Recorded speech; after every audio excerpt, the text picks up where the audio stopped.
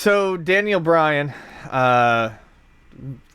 accomplished, fantastic wrestler, young, 15-year wrestler, 16 years 15 years, announced his retirement on Raw. WWE Raw. Age 34. Yep.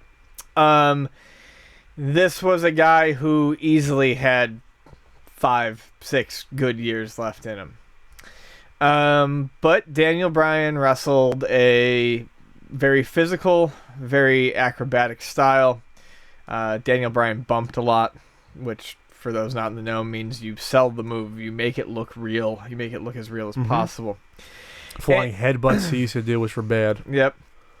And unfortunately, over the years, he suffered many injuries and some concussions. And even though he had a doctor that cleared him, supposedly, the WWE doctors would not clear him. And it was presented, and I do believe this to be true, Daniel Bryan chose to retire. And it sucks in one way because you feel like the guy was robbed of maybe the last few years of his prime. But all in all, I'm going to be perfectly honest with you. I'm very happy he retired.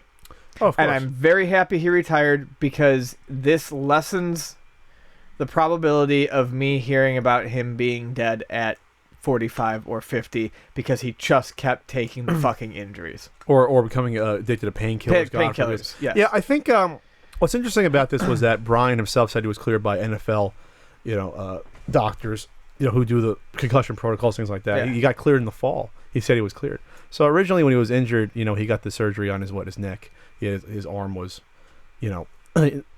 feeling his arm was gone after WrestleMania. Was at WrestleMania 30. Yeah. After he won the title, and that was a great WrestleMania because of that. Obviously, real quick history lesson. He was huge fan favorite, in spite of the fact that WWE didn't want him to be. I mean, that wasn't planned.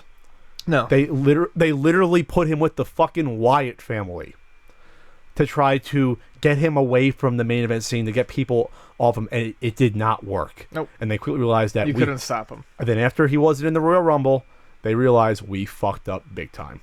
Yeah, that's when it really became, because remember they took it over and Batista was booed. Yeah. It all goes back to that. So they figured, you know what? He's getting the biggest pops by far, and he's gotten the biggest pops besides guys like The Rock of any big wrestler the past 15 years. Bigger pops than Cena. Yeah. Bigger pops than the guy that's carrying the company. So he went out 2 months after WrestleMania 30, got a concussion. At the time, it wasn't known what was going on, So then he comes back though, and he's gone again with another injury, which turns out was another concussion. Excuse me. It was injury first. Then it was a concussion. Then it was a concussion. Yes. Then it was a concussion when he came back the January the next year when he was in the Rumble, got thrown out. Then he was only around for like 3 more months. Yep.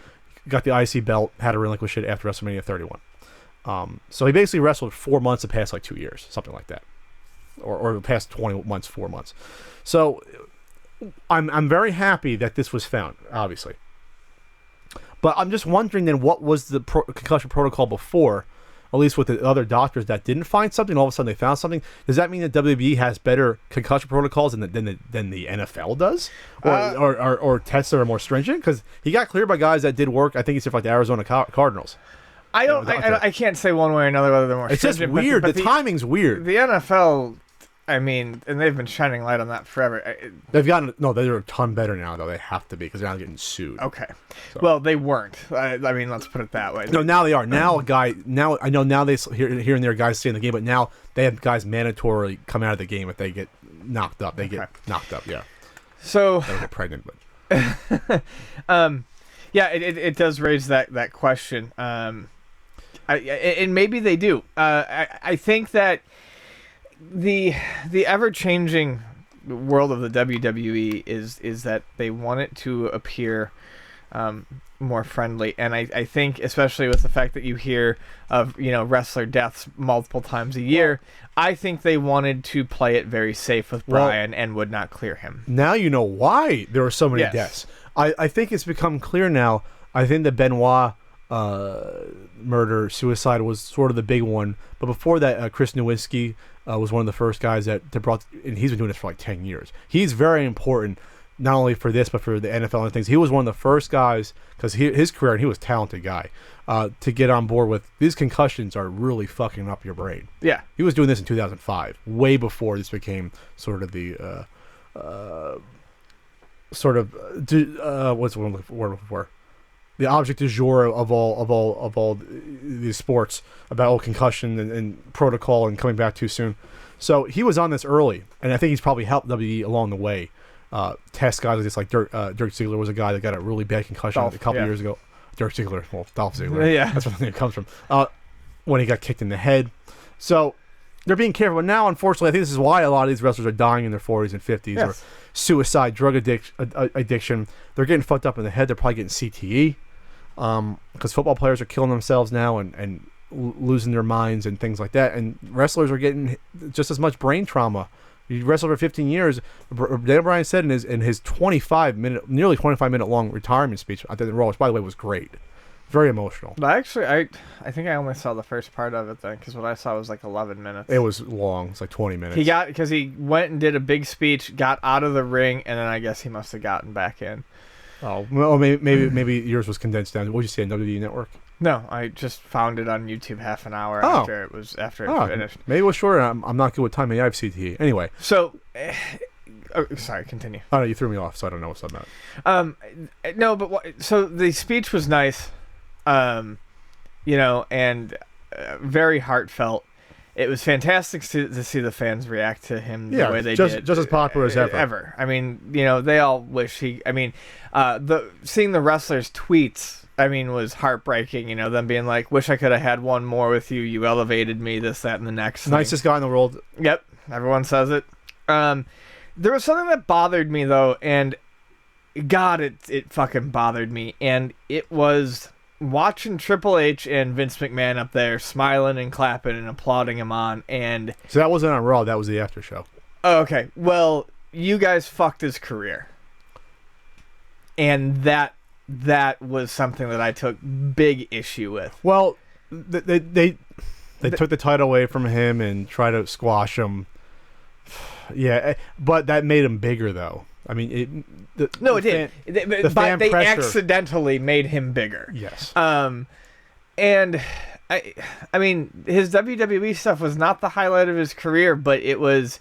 I am glad he made it to the bigs, so to speak, and got to do that. I mean, I had seen him wrestle in Ring of Honor and one other indie promotion, and it was cool to see this guy that everyone loved, but wasn't sure where he was going to go, hit the WWE, and not just hit it, but I mean, take it in a way that no one could have ever expected. He was popular when he first got it, not nearly the extent, but he got the U.S. title from The Miz, and he got the Money in the Bank, and he got the. I am sorry though. That was that was the other part that I watched was the after Raw went off. Was all the yes chants and then all the wrestlers clapping for him. I think the future's obviously bright for him. He could be a great trainer. Sure. If he wants to do that. Oh, they should throw him right into the NXT training program. Hell, he can be if they really wanted to. I mean, after Stone Cold retired, he was like the on-air authority figure for like a year. They could do that. They could do whatever they want with him. The guy, he's the rare guy that people like him because he's authentic, and you can tell he's authentic on screen. Yeah. He's not playing, like, when he's talking, he's not really playing. The best wrestlers to me are the guys that they're not really playing a character that much. That's who they are. Mm-hmm. You can tell that's not only you can tell that's who they are. You can tell they're enjoying what they're doing. Yeah. As much as some people don't like CM Punk, he was a great character because he infused so much of his personality into what he was doing. And Daniel Bryan the same way. He's just a likable guy that's passionate, and he was like, and sort of the everyman that won out. Yeah, he never had an angle. I mean, when they tried to make him heel, because don't forget they tried that for like a month with the no. That was fucking awful. I mean, it was so, you could tell it was so hard for him to do that.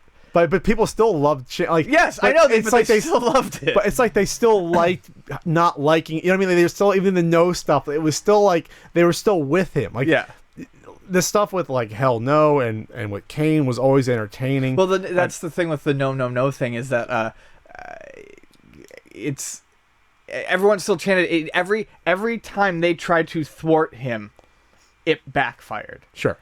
It just made him get around him more, the support. So I mean, it's sad, but he's gonna. It was funny. He's gonna start a family with Brie Bella. He had the funny joke about when they said yes. He said, "Well, that's what she says a lot." It was really hysterical. You can tell me I shouldn't have said that, but he's just a really likable guy. After he said that, he laughed his ass off. I know. It was just you could tell he was like, "Oh, maybe I should." But she came out, and it was great because they wouldn't allow her to come out when he won the title at WrestleMania. So that was nice. And hey, maybe we'll go hang out with him over there in PB. We'll hang out with our pal. It's our pal, Bryan Danielson, actually. Danielson.